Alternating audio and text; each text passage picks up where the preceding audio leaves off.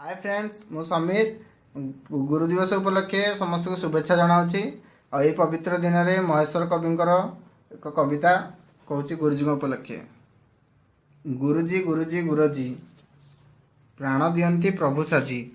साजंती आम पाई प्रभु करंती आम पाई सबु करंती आम पाई कष्ट सहंती आम पाई कष्ट हेबानी तांको आगे दुष्ट तांको आगे दुष्ट हेबानी तांको परी होइबा ज्ञानी। संपद विभव ठारू गुरु गरियान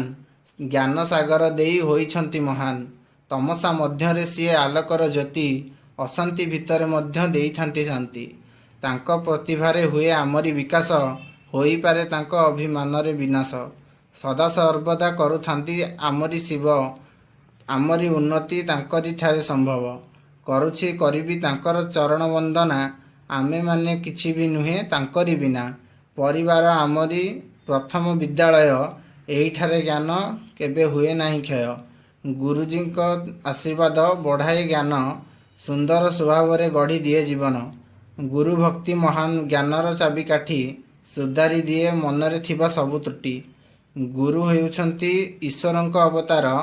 दूर करि दियंती समस्त अंधकार शपथ नेबा हेबा नाही गुरु निंदुक गुरु हेउछंती आमरी शुभचिंतक।